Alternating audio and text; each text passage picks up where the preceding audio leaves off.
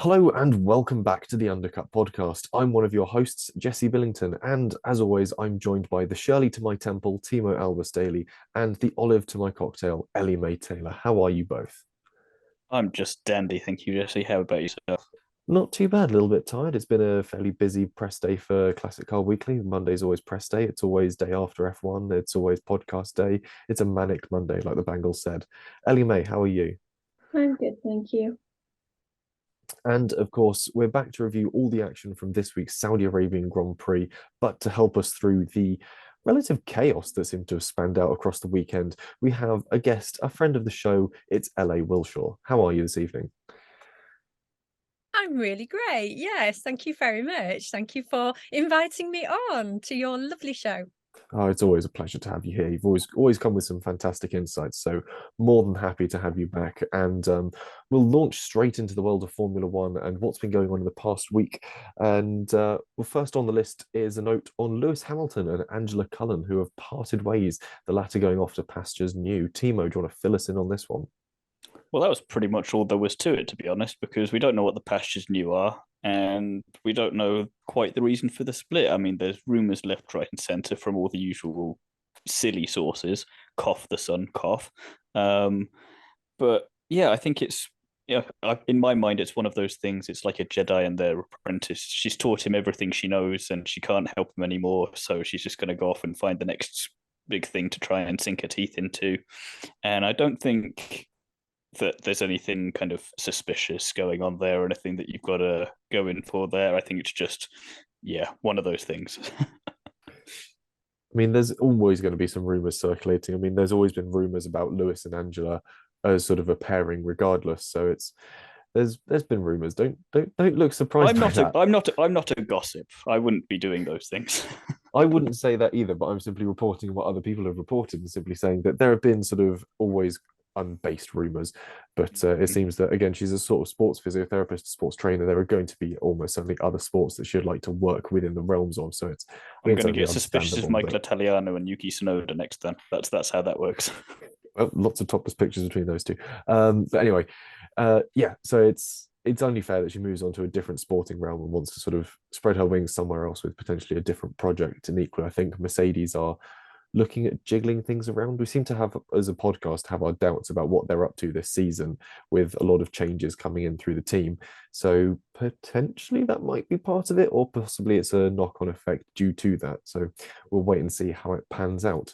But speaking of Mercedes changing things, they have announced that they will be heavily modifying the W14 throughout the season, with side pods being changed somewhere along the line too. And this is interesting. LA, do you have anything to drop in on this one? Well, their current side pods are clearly not working for them, are they? So, I mean, well, saying clearly, they're still, sort of a joint second in the championship at the moment. So that's still not too bad. I think they've had a better start this season than they did last season. But they're due a little bit more time in the wind tunnel as well. I think that's right, isn't it? So maybe that development from the side pods and combined with the extra wind tunnel time, that could definitely bring some interesting upgrades. Is what everybody seems to be talking about. We only just start the season and everyone just suddenly starts talking about upgrades as well. It's like, well, why is the car just not great anyway? But that's another conversation. So yeah, let's see. Jury's still out. I did enjoy Nico Rosberg trying to catch Toto out, and Toto just saying, I don't care if it looks like a double-decker bus, as long as it's quick. I don't care what it looks like. Yes, yeah, concern has gone beyond the aesthetic. They're looking on the grounds of pure functionality, which I think is sort of the line you go down when you're designing an F1 car anyway. Ellie Mae, have you got anything to drop in on the side pod chat? No, I'll keep it short because we went off on one sort of the last podcast. Yeah, the preview may have gone on a technical rant, and I'm sure to go on one of those later anyway. The next point we've got in the news is the fact that wheeled transport has been ruled out of track walks. Drivers are no longer allowed to cycle or scoot on track walks and must instead walk their track walks. This is down to circuits just seemingly getting too busy with different press and media outlets circulating on the circuit, as well as often on some weekends, Formula 1, 2, and 3 all doing their track walks at the same time. If you try and add people on scooters and bicycles into that mix, often traveling a lot faster than you'd anticipate them, it's going to get a bit sort of sketchy and dangerous. And equally, this was compounded quite neatly in Saudi, being a tight and busy street circuit, but also the fact that Will.i.am closed the circuit down for some music video filming. They rescheduled the track walk, and Nico Hulkenberg missed out on this as well. He had prior, I think it was media commitments that he had to attend to, and couldn't make the track walk. Ale, you're shaking your head. Am I completely wrong, or are you just annoyed at the stupidity of it all? No, there was 2 sessions available for the track walk for the drivers, one earlier on in the day in the morning, and then one scheduled for later on during the day. So, you know, some drivers had it in their head that they were going to go to the later one, which is fair enough. You know, if they have a choice, if they have the option, and Nico was a part of that particular, you know, well, I'll go later group. And of course that they didn't foresee that then that would be cancelled for a music video. And I'm sort of shaking my head because although I don't even know what I mean with although. There's no although, is there? Why is a driver track walk cancelled for a music video? I think that's a question that we need to establish.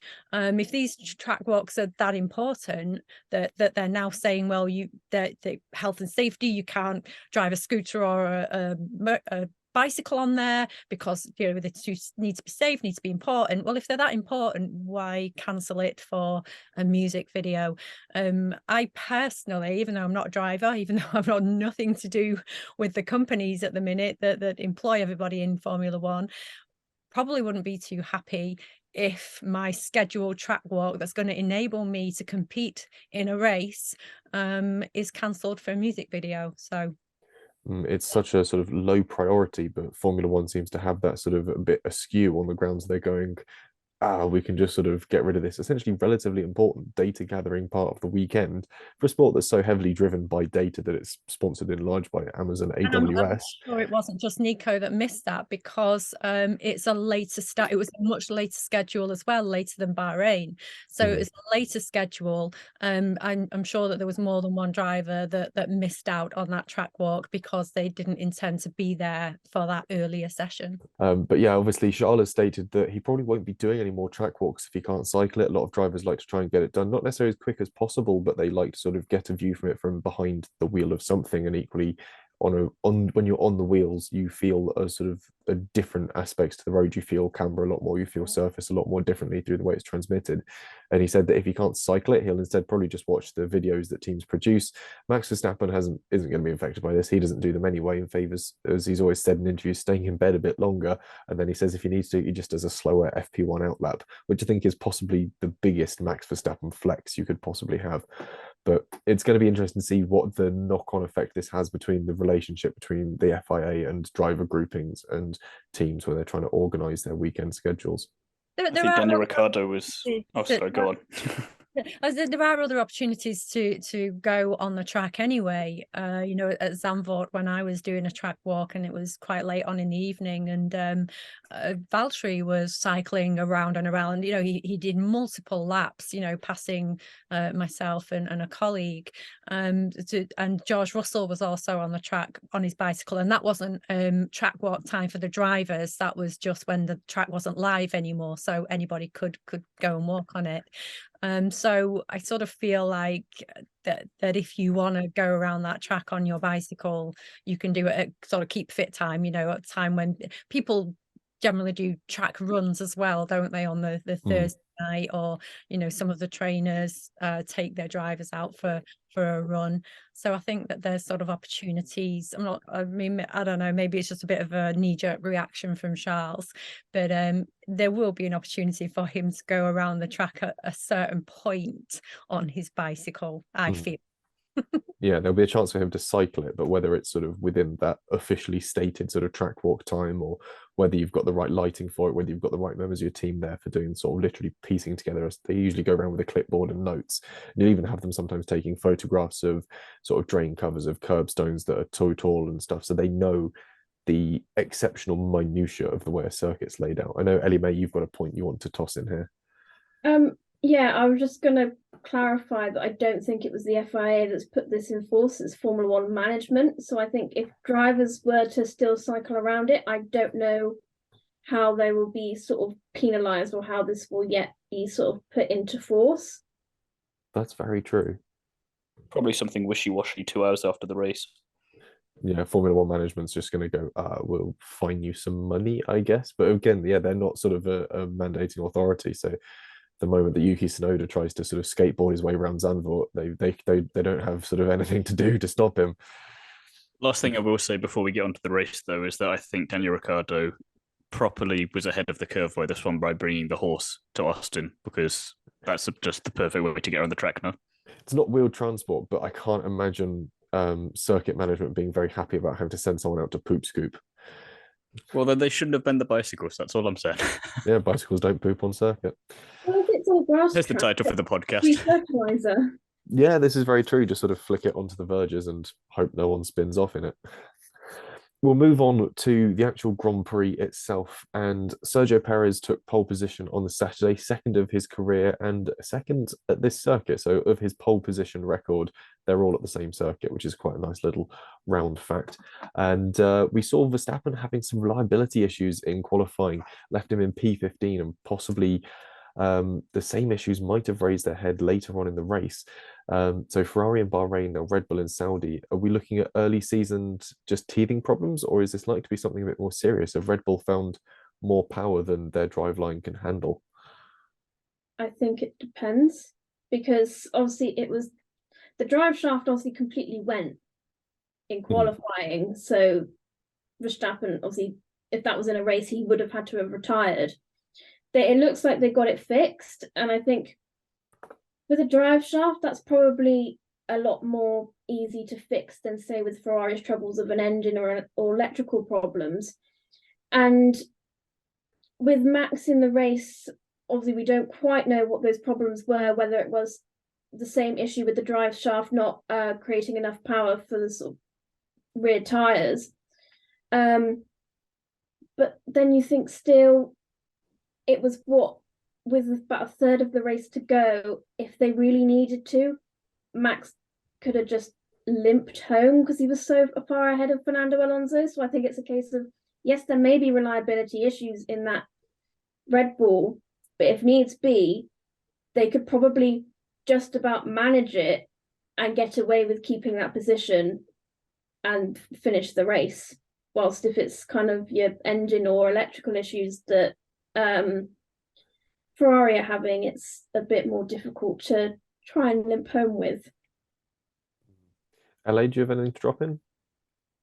No, not particularly. Again, sort of juries are still out with me. There's been some changes obviously over the winter to the regulations, so there's some all the cars have needed to adjust certain things, and I'm kind of happy in a way, not happy, that's the wrong word to use. I'm kind of satisfied in a way that they all have some issues, they're all having problems, and it feels good from a competitive health of the sport that Red Bull aren't romping away with it, or Ferrari aren't, or Mercedes aren't, that there's now a little bit of healthy competition because there's issues for each team, and their little teething problems that they will all I'm actually quite excited that the top few, those top sort of 4 or 5,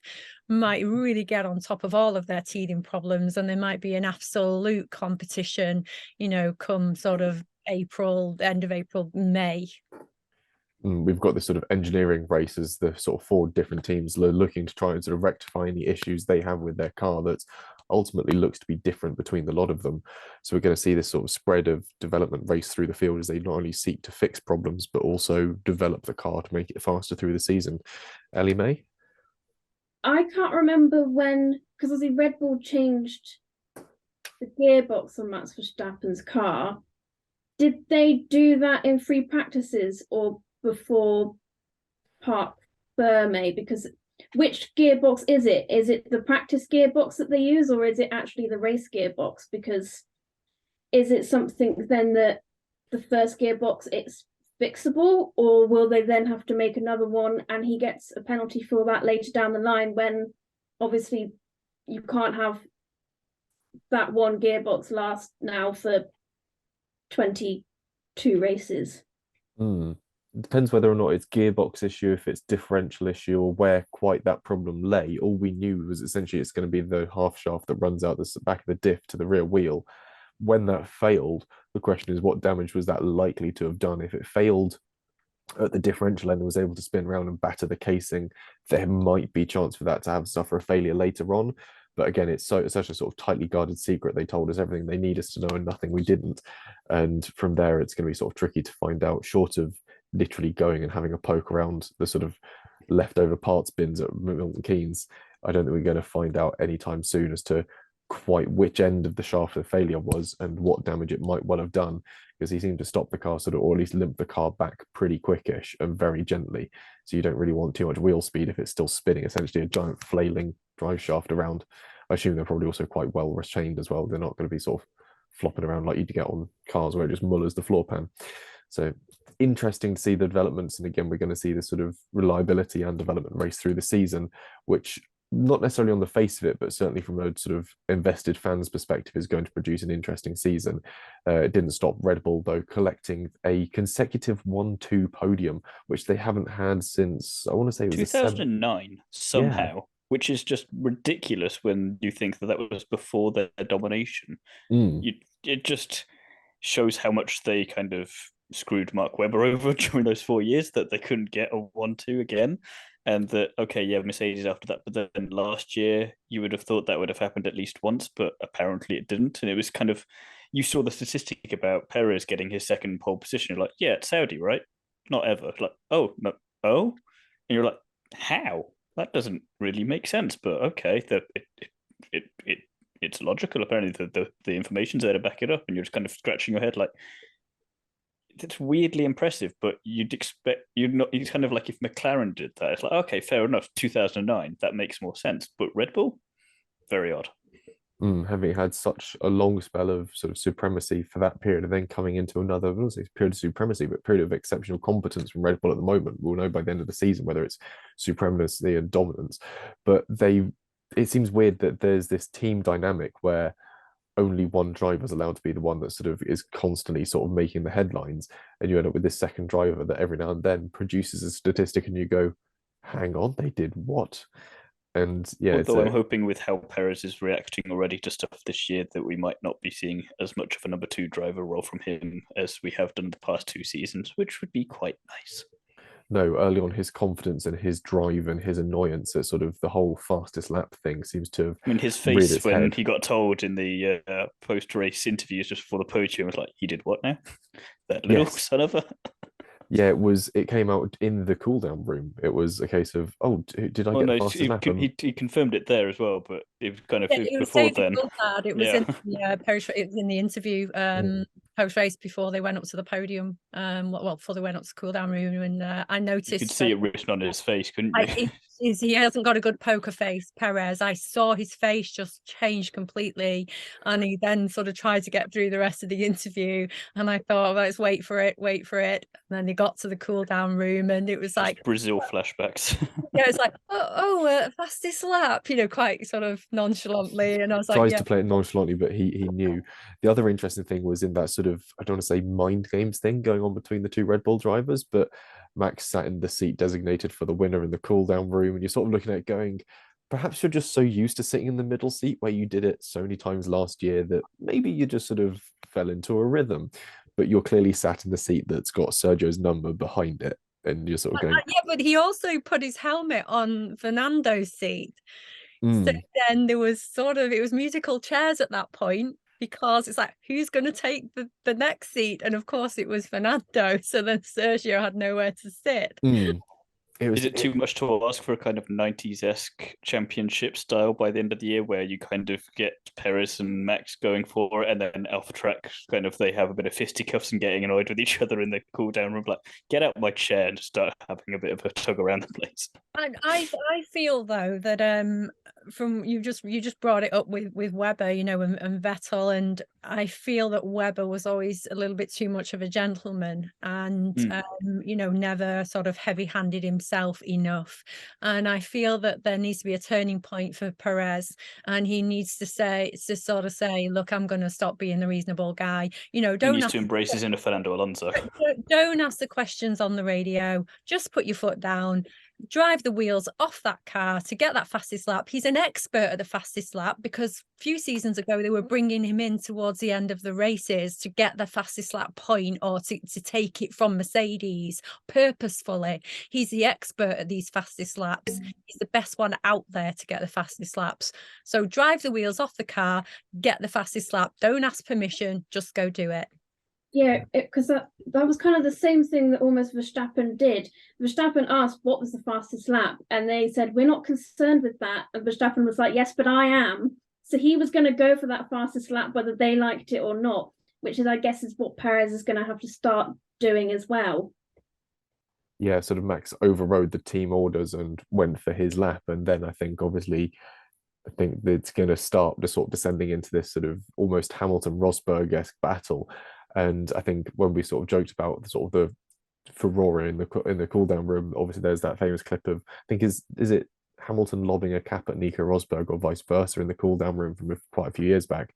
And again, it's that sort of drivers coming off the heat of the race, you're on that sort of rundown from adrenaline, and you're going to have these big egos coming together. And that's why I like the fact that we've got the cool down room back, especially as we're starting to get these sort of ego clashes between drivers. It's going to be interesting. Last year it was a bit of a Max Verstappen podcast with just two different circulating sort of guests on it, but this year it looks like it could be the same three people going up there, and that could be a bit of a sort of pressure cooker environment for these, especially Fernando Alonso's ego and Max Verstappen's ego coming together. And then if you have Sergio Perez, I don't want to say growing a backbone, that sounds like he's quite weak to begin with, but finding more of his confidence, I want to say, is better. That's going to prove to be very interesting indeed. As much as I love the Nico and Hamilton reference there, I'm also thinking, is it time for Multi 21, the sequel? I don't think Twitter would cope with Multi 21. If it were to happen today, it would go into a complete meltdown, and that would be hilarious. But we move into something somewhat worse than Multi 21, and if you're listening to this, now's probably a good time to just hit pause, go and put the kettle on, make a cup of tea, and sit down, because this point goes on for a while, and I'm not sorry about it. But it's one that I think the rest of the sort of people on this podcast agree with me on, and it's the fact that there seems to be, again, a complete lack of communication between the FIA, stewarding teams, and race directors, which leads to, as my notes say, complete stewarding bollocks with inconsistencies in how pit penalties are enforced. And we saw the rear jack touch the back of Alonso's car when he came in to make his pit stop early on in the race, lap 18, I think it was. And he came in to serve a 5-second penalty for his start infringement, where he was quite a long way to the left of his box, as were a few other drivers, but they were also not penalised. Interesting. So car 14 was given a 10-second penalty, which demoted him to P. So obviously, because the jack touched the rear of the car before the 5-second period had elapsed, car 14 was later given a 10-second penalty, which demoted him to P4 overall in the race results, and George Russell up to P3. This was later reversed, however, when Aston Martin went to the stewards and showed them 7 occasions when a jack had touched a car previously and no penalty had been awarded. So the stewards then took away the 10-second penalty, reinstating Alonso's P3, and George dropped to P4. So one of the first questions is, why did it take the stewards so long to do their job? There was no other overhanging sort of race investigations for them to really be focused on. There was very little else going on as far as we're aware, that is. And it took them a hell of a long time to come to the conclusion that, boom, 10-second penalty. A long time after the race, a long time after the podium celebrations, which is annoying for Fernando Alonso, because he goes up and celebrates what he thinks is his 100th podium. Amazing time to be him, 100th podium, joins the Centenarian Club with a handful of other drivers. only to then essentially have that undone, taken away, and then poor George Russell just gets given a trophy, has had none of the podium celebrations, none of the sort of hooray and joy of it all. So now two drivers have been robbed of something relatively important in the life and aspect of being a driver that's successful. And then that gets undone again. So you've then got the ignominy of being George Russell going, well, cheers for that for the best part of 3 hours. There you go, Alonso, I'll give you that back again. So all's well that ends well for Alonso, bit weird being George Russell. And as a fan, you're watching this on going, well, that seems a bit of a mess. So it's sort of ruined a podium celebration. It's ruined possibly George Russell's afternoon and evening, sort of going, yay, oh, that's a shame. And it also messes up with the scoring a hell of a lot because for a brief period of time, it promoted George Russell 3 places in the overall driver standings. So if anyone keeping statistics like I am, you've got to go back into the spreadsheets and then watch his line drop back down again. It's like, oh, that's a shame. So there's, like I said, Alonso pitted on lap 18 in a 50-lap race. There was a huge amount of time between that pit infringement and the stewards eventually coming to a decision. Questions. And there weren't many, like I've already said, there weren't many other incidents on the track throughout the rest of the race, so it's not like they were busy. This is all comes down to a lack of communication with regards to the understanding of the rules and how the stewards are informed of this. The FIA had a meeting with Formula One teams and drivers, and they essentially, what it turns out is the FIA expects the teams to treat the rules one way, which has an allowance for touching cars with the jacks, but the stewards have not been informed of this. So we end up in these silly situations where the stewards are going, well, you're not supposed to do that, and the FIA has gone to the teams, you accidentally nudged the car with the jack, that's fine, that's not working on the car as far as they're concerned. So you end up with this sort of weird gulf. LA, you're shaking your head. Am I going down completely the wrong tangent, or are you just so annoyed by the whole fact?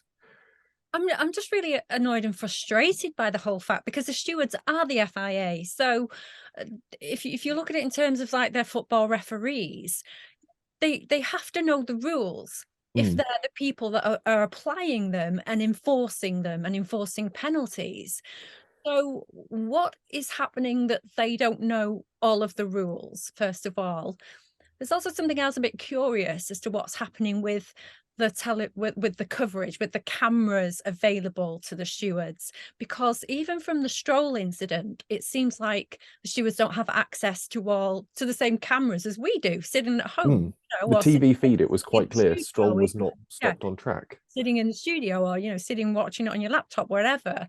They couldn't even see from a camera. They didn't have access to a camera view of where he was. They just had the GPS, apparently. This is allegedly, apparently. The lengths that some people will go to not watch Sky F1 is respectable.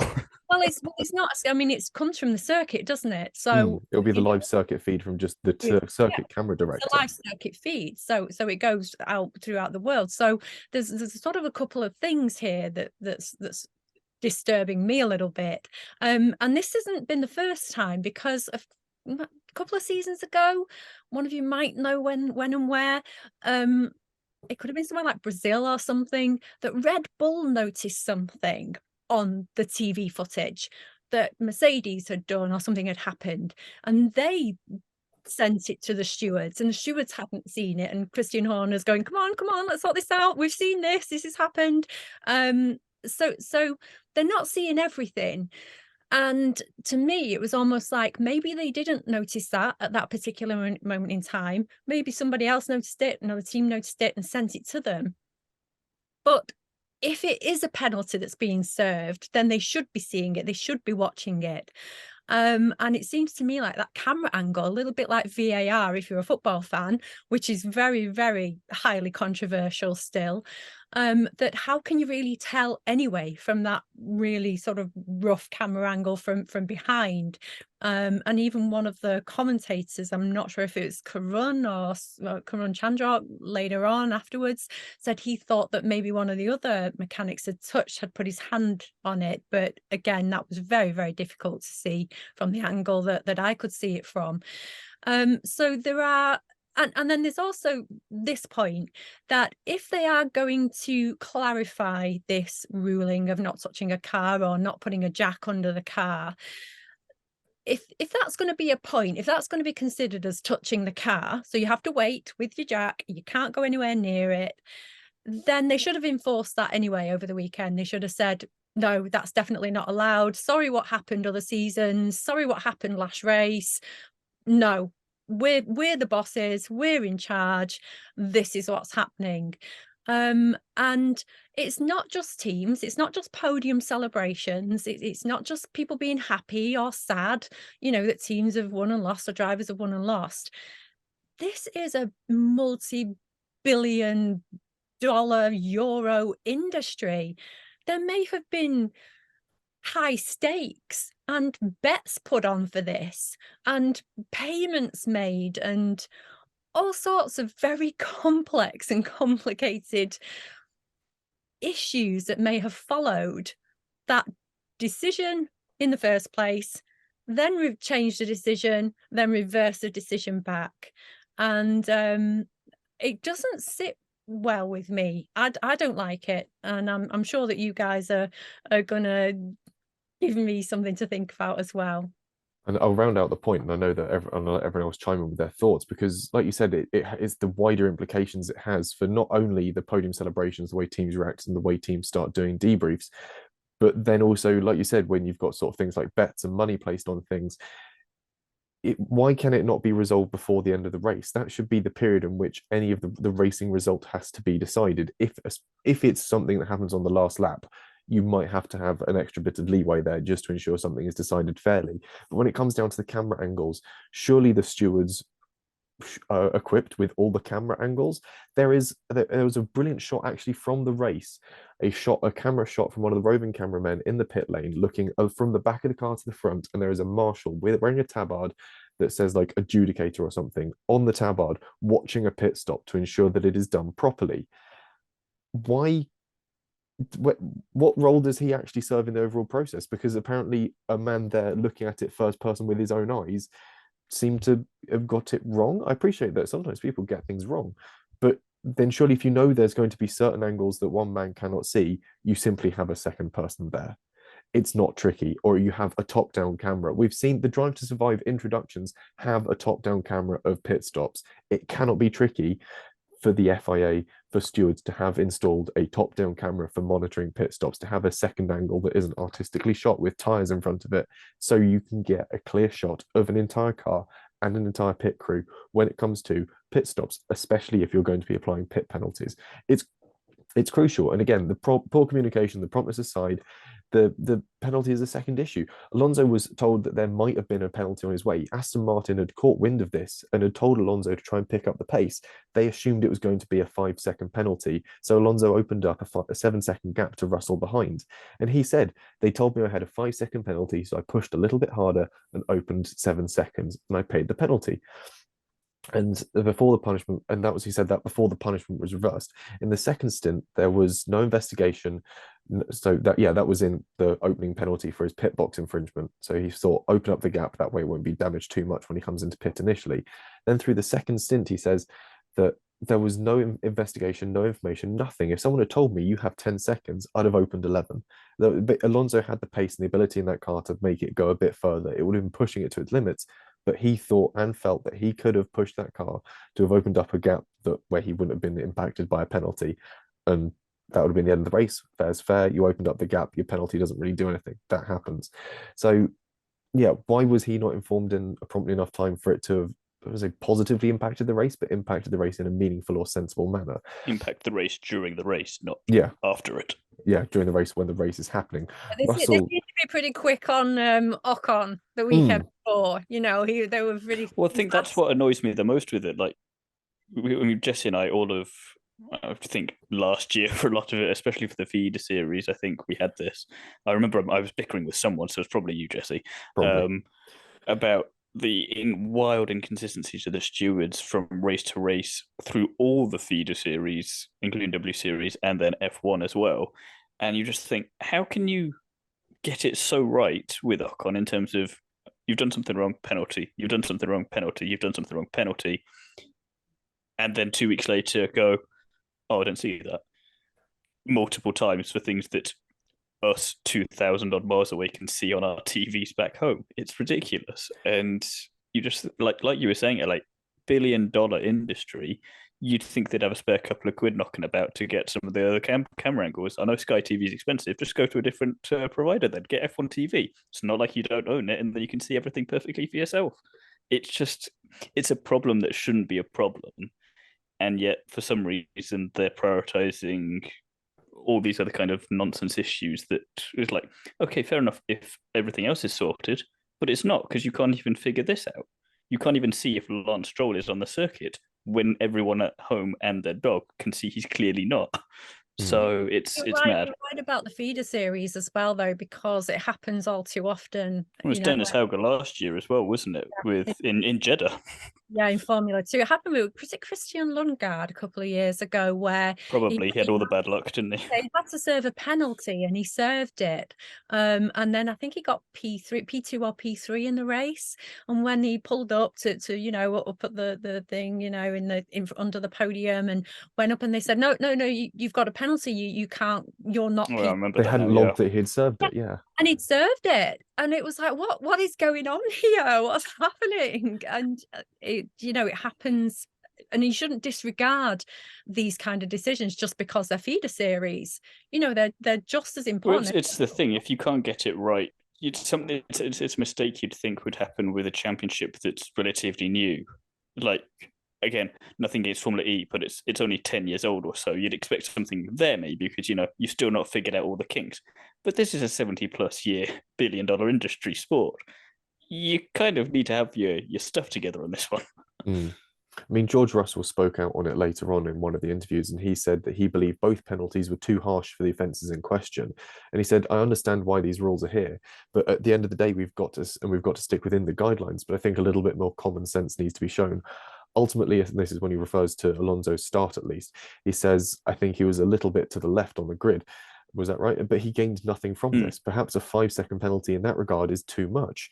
And I don't think it impacted his start of the race. I think he was going to get Perez regardless. The statistics showed that he got off the line quicker. He had a better reaction time. He got to a certain speed marker a lot faster. He was passing Alonso going into turn one, regardless of where he parked his car, left or right. And Russell then later commented on the pit stops, and he said, I don't know what happened and why he received the further penalty exactly, but a 10-second is too extreme in that case. And Alonso accepted he had made a mistake in positioning his car, but Russell and Perez agreed that the lack of visibility from the front of the car is a nightmare. You cannot see anything, especially now you've got the taller wheels with the wheel brows over the top. Trying to align your car, not necessarily left, right within the box, but also forward, backwards is a problem. That's why this year and last year, we've seen these extended yellow lines going out to the side of the car that tell you where you want to be lining up. I think it's the front of the front wheels. That's all the more reason for the argument to have the transparent livery. Completely transparent bodywork would help, but yeah, and the drivers say that they need better visibility to come up with an idea that's better than the one they've currently got, which is just a bit of yellow paint on the road. And while it's good to have a rule in place that stops people sort of parking at different angles or overstepping their mark and gaining an unfair advantage, sometimes when you're parking your car, they say it is just luck, to be honest, where you position yourself. And again, it's positioning your car on the grid is tricky because of their design and the limited track markings. Touching the car with a jack doesn't constitute as working on it. The stewards seem to have no clue what's going on, and the FIA, who manages. That's the only consistent thing with the stewards, is that they have no idea. They have no idea what's going on. They're kept in the dark by the people that essentially organise them and oversee their half of the sort of the process. And when the stewards actually have to do some work, it's slow, overdrawn, and nowhere near timely enough to positively or negatively impact the race. We're barely 2 races into the season, and things have already gone Pete Tong for F1. It's not a good viewpoint, either from within the sport or as a very casual fan looking at it going, hey, what happened there? You're sort of going, oh, it's a bit weird. It could put off other fans, but equally as a more hardcore fan, you're going, it's just bloody annoying, isn't it? You just want to enjoy the race and walk away from it knowing what the answer is, not checking your phone at 11 o'clock at night and going, oh, so Alonso did get third. Right. It's not the way you want a race to be decided. But I think that it's being looked at. I think if I've got the information correctly, it's going to be addressed by the next Sporting Advisory Committee, which I think is in 3 days, and then clarified. There's going to be clarification issued ahead of the Australian Grand Prix. There's almost certainly going to be some sort of answer, some sort of basically someone's drawn up some notes from it and gone, look, these are the things we need to do better, because clearly this was a shambles, and I think rightly so that someone's doing something about it. But whether in F1 we actually see something in the end done about it is a different matter. We often see people raising points, raising arguments, saying, oh, we need to do this needs to be done better, and F1 simply sits back and just sort of nods its head and goes, it always yes. comes across as a bit of a whack-a-mole. They sort one thing out and the next thing pops up, and I'm like, oh, for God's sake, not again. Yeah. Ellie May, do you have anything you want to put in on this one? I know you've been a little quiet. I'd say in terms of penalties themselves, they should be given if whatever the driver has done has given the driver like a lasting advantage. What Alonso did at the start, it was his position was correct in sort of the front line. It just wasn't correct where he was then positioned in the starting box, sort of is just a bit to the left of it. So that didn't give him really an advantage. And I guess it needs to be more looked at whether did he gain an advantage from that or not. And he clearly didn't. And then as well, when he pitted, I don't know whether I was eagle-eyed or what, but I noticed that the Jackman touched his car immediately, because then during those 5 seconds actually went really quickly for me, because I was questioning whether that was allowed or not. And then still, I didn't get that clarification throughout the race. And then when that kind of speculation came about that he was then maybe getting a penalty, that was the first thing that came into my head. But then I thought, why is it taking this long? Because I've seen it. And, you know, what are they doing? And yeah, I mean, no disrespect to any of us here on the podcast, but if we can bloody spot it, then it was quite why plain can't that they? as the guy goes to scoot the jack in, not necessarily aiming to touch the car, but at least get it underneath essentially the rear tail lamp, ready to jack it up, you can see that he's come in a bit with the jack not lowered enough, and it's clipped it and sort of wobbled, and you can see the contact, but it's not actively trying to lift the car or start work. He's simply just moving something and has bumped into the car. It's not, again, that lasting advantage argument. It's not been something to try and sneakily speed up the process. It's simply sort of, it's the same way that you see all the mechanics hovering above what they need to do the instant that 5 seconds elapses. That's fine. You can have a jack hovering, waiting to do that. That's fine. And simply in that instant moment when you're under pressure, he's just made a sort of hairline mistake. And again, it's not given Alonso a lasting advantage in going into that race. If anything, it forced him to drive harder and put more risk into his race and his strategy towards the end, trying to open up that gap that he might have needed. It's certainly been a bit of a shambles, but through all of that, we've at least been able to appoint some winners and spinners from the race, certainly. So we'll move on to our next little section. And Thiemo, who was your winner from the race? Well, as is always seemingly the case for us, we bash a team or a driver, and then come next race weekend, things have turned around a bit, and we went on quite a bit of a rant for Mercedes. And despite a temporary P3, which was still a P4 and P5, I think a lot better than any of us were probably expecting, including Mercedes. So I kind of have to put them as my winner. And it's a shame that we couldn't have seen Lewis unleashed a bit more, because when he was on the mediums and everyone else was on the hards, I would have liked to see if he could have pushed ahead a bit further and gone to catch up maybe P3. Whether or not he would have got past another matter entirely, because we know what Alonso's like, especially now in this Aston Martin already this year. And they could have always swapped them back later on, but it didn't happen. But at the same time, solid result, P4, P5, if you, especially like I think it was you, LA, mentioning earlier, if you compare it to where Mercedes were in Saudi last year, much better for the second race. I mean, they chanced themselves onto a podium slightly in Bahrain last year because of Red Bull DNFing, but they have been, for supposedly a terrible team and a terrible car, not too bad. So I kind of have to, little glimmer of hope that I hope isn't quashed immediately in Australia, because that'll be awkward, but decent. And I'm glad I was wearing my Mercedes top. Fair enough. Ellie May, who was your winner from the race? I've gone for Logan Sargent. He started Sunday, I guess, at the back of as his Q1 lap got deleted after running his tyres over the pit entry line, which is frustrating as it was a good enough lap to get him into Q2. But he drove pretty solidly throughout the race, defending from Joe, De Vries and the two McLarens pretty well in the second half of the race. And I think I've been pleasantly surprised by his performance over the past 2 races. I think he's been the most impressive rookie so far, considering that Williams should, in theory, be the worst car there. And both him and Albon have been very good at getting or extracting quite a bit out of that car.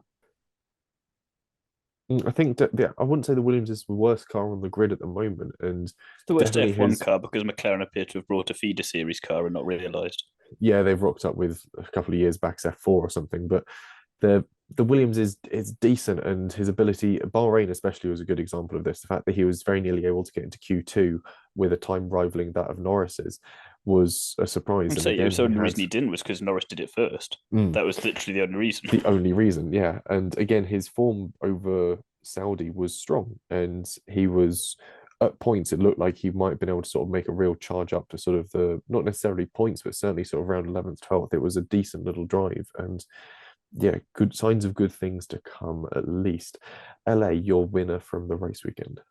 Oh, it's just so hard, isn't it? To pick one, because I mean, I know he's world champion, but he made up 13 places, didn't he? And still got the fastest lap of Max Verstappen. But then you've got to look at Tsunoda, who made up 5 places, and Leclerc, who made up 5 places. But tell you who I'm going to give it to. I'm giving it to K-Mag, because he started down in 13th after being just that little shuffle there in the order, in the starting order.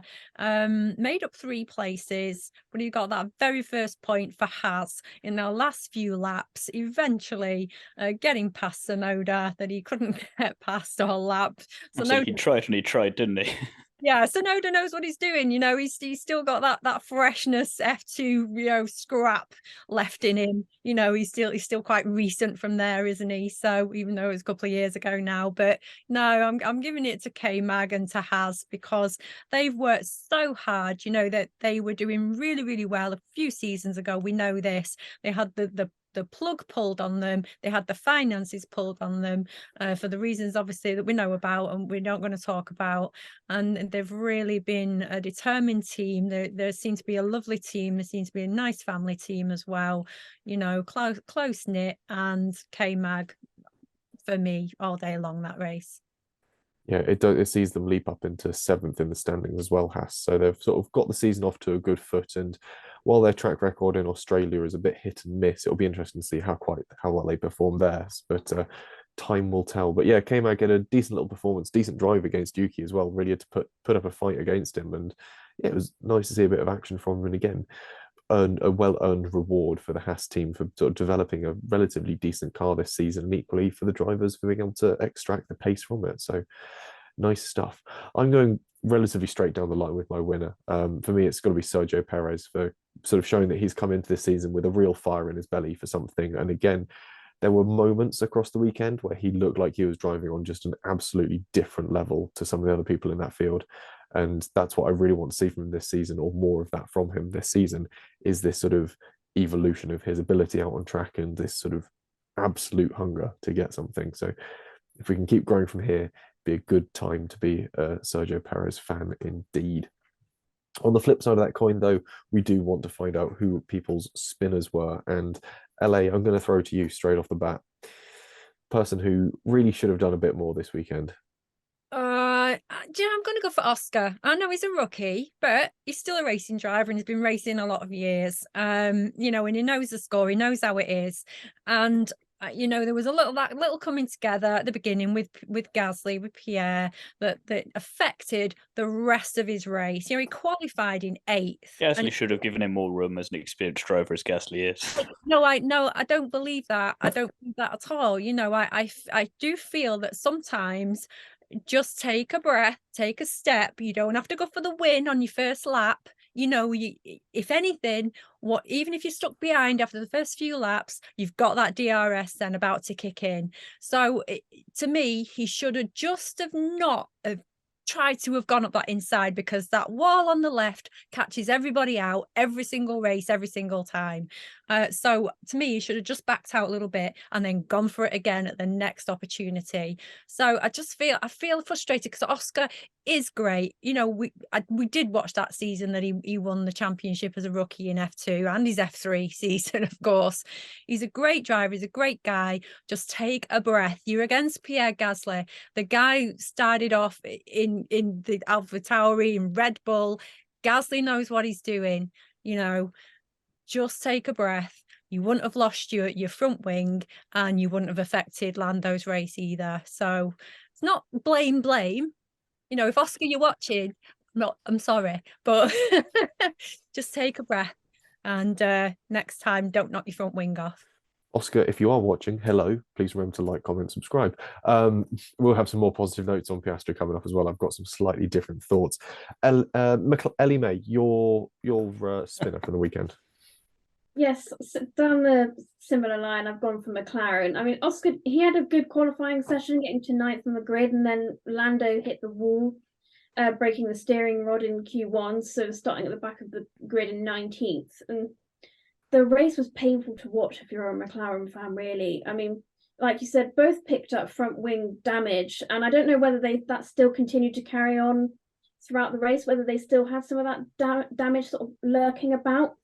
And I almost hope for their sake they were, but because they were absolutely nowhere. They couldn't overtake Williams in a drag race with DRS open. And you kind of get excited thinking, oh, Williams and McLaren are battling against each other again. And then you realise it's for P15 and it's not that great. It's kind of going back to GP2 engine again, except for it's not the engine, it's everything else.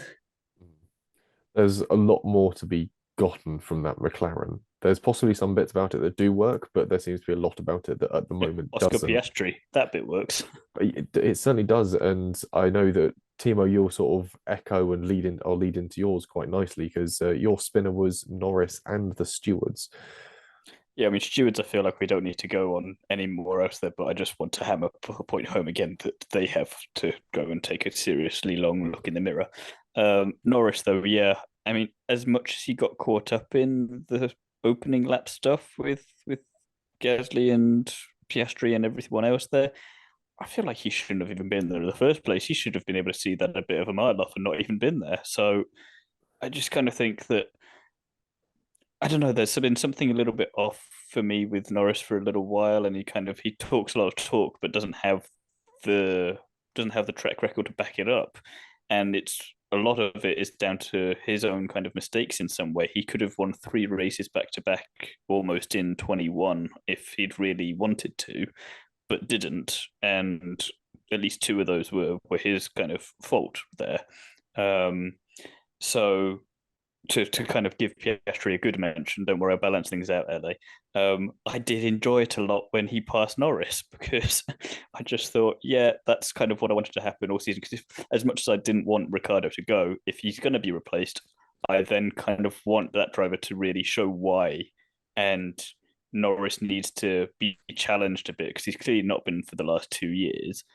And to see him not only pass Lando, but then disappear, overtake Sargent, something Lando couldn't do against a rookie with the DRS, like you were saying, it was just delicious to watch as a kind of neutral-ish fan there, and kind of like, yeah, we want Oscar to do well. It's a shame that we have to have him in this way, but if we're going to have him like this, then at least we can still find some kind of joy there. And hopefully this is the wake-up call that Norris needs to be like, yeah, you're only the number 1 driver because no one's challenged you since Sainz.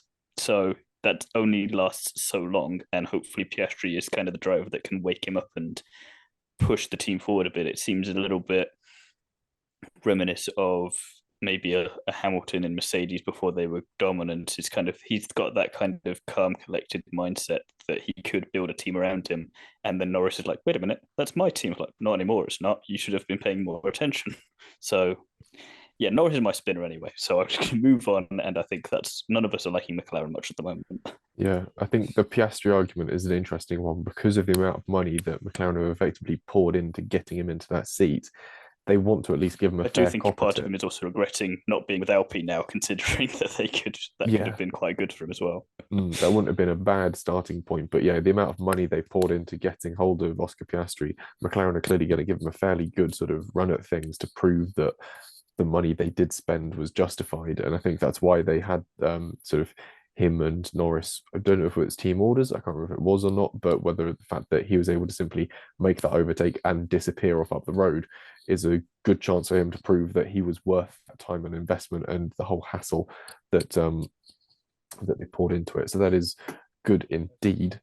I think for me, my spinner though has to be Ferrari, and this was a race that they really needed to sort of prove that potentially their sort of retirement in Bahrain was a bit of a fluke, but they came into it having replaced nearly every element on Charles Leclerc's car to a point that he's now had to serve a grid penalty for going over on electrical components.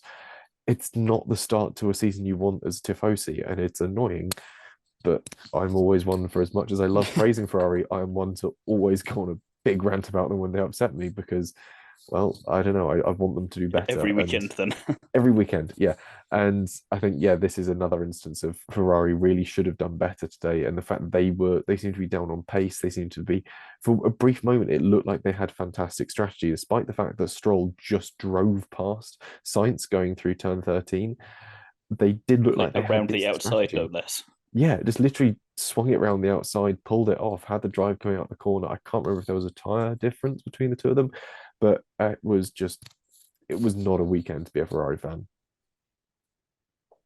But hey, it's weird because you're like, Mercedes beat them, and you're like, that sounds correct, but it doesn't.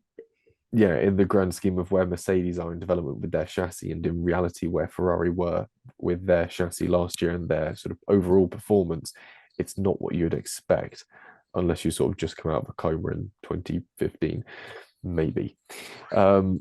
Anyhow, we'll move on to other drivers worth a mention. One of them we've already touched on a fair amount, and that's Piastri. As we've already mentioned, once he and Norris swapped places, he literally vanished. Another driver that we've got on there is Logan Sargent, who we sort of touched on with Ellie Mae's winner for certain. Some good battles on track and some nice driving skills. Sonoda we've also previously touched on. He's also makes our list of drivers worth a mention. He had a fantastic battle with Kevin Magnussen and proved that he could really hang around the points for a very long time, but just in the end, against a far more experienced driver, didn't quite have the edge to cut it. The interesting one that's fourth on this list is Nick de Vries, and I don't know who wrote it in, but I'm curious as to why. I did. Why? I know F1 haven't really shown much of De Vries these past two races, and in fairness, there hasn't really been much to show. That AlphaTauri is sadly a lot worse than I thought. But the reason he's on there is, for me, he did the best overtake of the race on lap 42, where he Did we see it? We did see it. It was live TV. I must have been watching the steward's camera, sorry. Wow. He boldly overtook Logan Sargent on the inside of turn 27 in a way that was almost like, I'm coming through, get out my way. And it was so punchy, and I respect that, because it was sort of to get that line on the inside of turn 27, but do it so that you're not pushing the other driver into the wall. I think you have to have so much trust that Logan Sargent isn't then going to crash into you when he's trying not to go into the wall as well. And just to do that so well and so cleanly, I thought he deserved a mention. I think that's fair. He made a decent run of things this weekend. LA, have you got something to chuck in? I do. It's not about De Vries, and I know we've covered them, as we say, a little bit already, Sargent and Piastri. But one thing that we have to remember from feeder series is that Logan was set back a year in F3 for the reasons that you can read about online, and whereas Piastri went up and then won his championship. Last season Logan did struggle a little bit to get going. The balance of the car, of the Carlin, and once he got to Baku, he absolutely flicked a switch, and he admits himself it was self-learning. He needed to get to grips with the tires, pardon the pun, the balance of the car, and he ended up being in real lovely symmetry, between man and machine. And at one point he was in absolute contention to win that F2 championship. He could have mathematically won it himself, and even up to the last, I think, race weekend, I think he was third and ended up coming fourth with Liam Lawson, his teammate, just overtaking him. So the one thing I want to mention to you is that Logan and Oscar were teammates, as we mentioned really, really early, but didn't connect the two at the time. They were teammates in Formula 3 at Prema. And in 2020, Oscar won and Logan came third. And there was only 4 points between them in that championship. And of course, the three of them, which we've said Vesti was a part of that Prema team as well, they won the team's championship by a massive margin. It was really huge. The three of them were really on fire that season and really challenging each other. So the interesting thing about Oscar and Logan is I'm really looking forward to any more battles on the F1 circuit, because they're quite evenly matched and they know each other very, very well. They're going to know exactly how each other is going to drive into a corner, roughly the behavior they'll use to defend lines. So it's going to be an interesting one to keep an eye on as it develops. And if Saudi's given us just a little taster of things to come, it's going to certainly be interesting as things move forwards. We have our predictions review next on our list to get through, and it's an interesting one because I didn't score anything, Ellie May didn't score anything despite her protestations in the group chats, and Thiemo scored 2, although at one point he had scored 2, then he scored 1, then he scored 2 again, because Alonso did retain his P3 position, which does give Thiemo a point. His other one was for Perez getting pole. So congratulations there to Thiemo. I think overall Ellie May still holds the lead in our predictions battle. Oh no, it's up to... I probably peaked for the season, don't worry. No, it's 4 points apiece between you and Ellie May, and I'm still on 1. So in which case, game on, I'm coming back. Yeah, here we go. The battle begins. Next up, though, is Constructors Countdown. McLaren unwilling to hold on to 10th place, while AlphaTauri drop 1 position from 8 to 9. Williams also take a dive from P7 to P8 in the standings as Haas leap from 9th to 7th. Alfa Romeo drop from 5th to 6th, while Alpine take a step forward into the top half of the field. Ferrari cling on to 4th for the time being, with Mercedes and Aston Martin tying on 38 points in P3 and P2 respectively, and at the front, Red Bull leads by 49 points.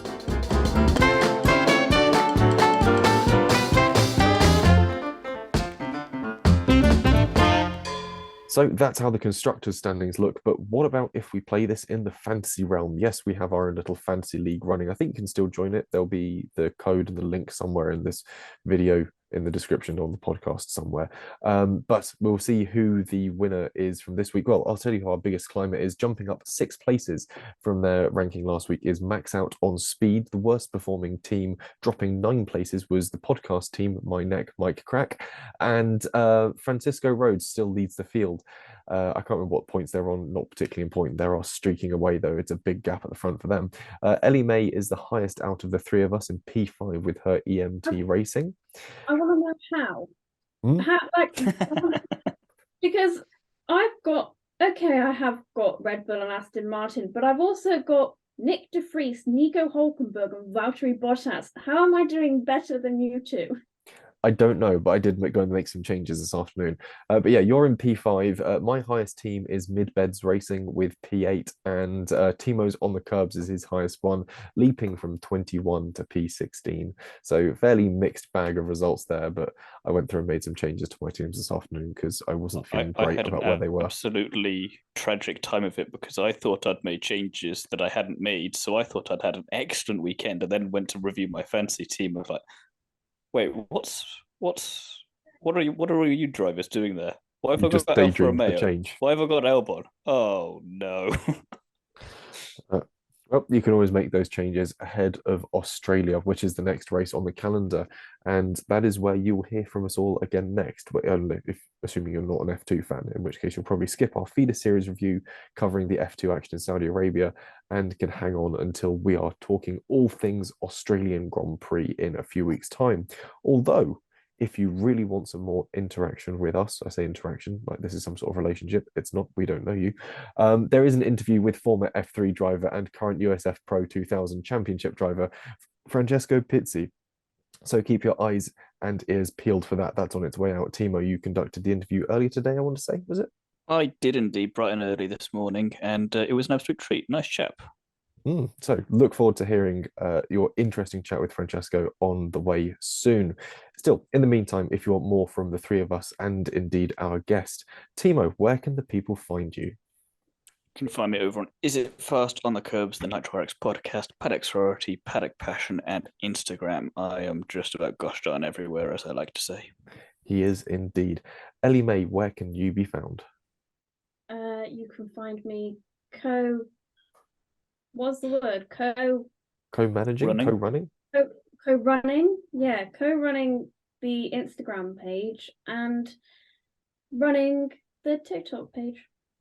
It's For very this much worth checking out the Instagram page. There are some fantastic graphics and bits Ellie Mae puts together for that one, including ahead of the Saudi Arabian Grand Prix. You had a brilliant little sort of circuit guide as well. That was quite fun to read through that one. So make sure you're giving us a follow over on the gram.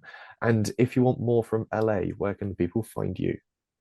They can find me on Road to F1, and that's on all the platforms available, which is obviously Instagram, Facebook, TikTok, Twitter, and on YouTube as well, because, you know, I do intend to get some nice interviews in this season, and I already have a couple out there with Louise Goodman, who we all know and love from ICV Formula One days, and also I've just done, you talk about Francesco, a new Charouz driver for F2, and that's Brad Benavides.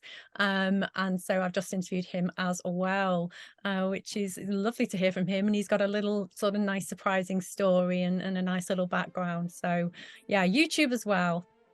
Yeah, plenty of time for you to get across the YouTubes and keep an eye on those. Make sure you, again, always drop a like, comment, and subscribe. That's always the phrase everyone loves using for a YouTube. If you want more of me, you can find me across Twitter and Instagram as @JesseOnCars. And if you really want more of me and want to hear me rambling on about classic cars, be sure to pick up the latest issue of Classic Car Weekly. New issue drops Wednesday, which will hopefully be the day after this podcast comes out. We'll be able to read my words on the Lotus Esprit Turbo, the one that James Bond had in For Your Eyes Only. Fantastic car. So yeah, that's all we've got time for this week's episode. We'll be back in Australia.